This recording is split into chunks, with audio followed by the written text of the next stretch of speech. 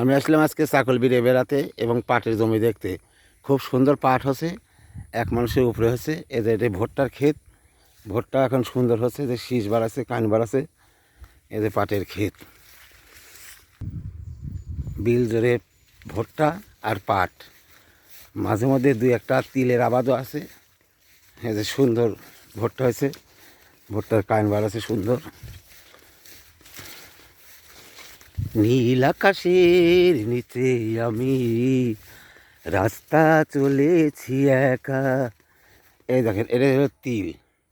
তিলের সেই সুন্দর ফল হয়েছে, একটা ফল কত সুন্দর। এই যে কানে কানে ফল, সুন্দর ফল, খুব সুন্দর তিল, সুন্দর ফল। আর এই যে বিল ভর্তি পাট আর পাট,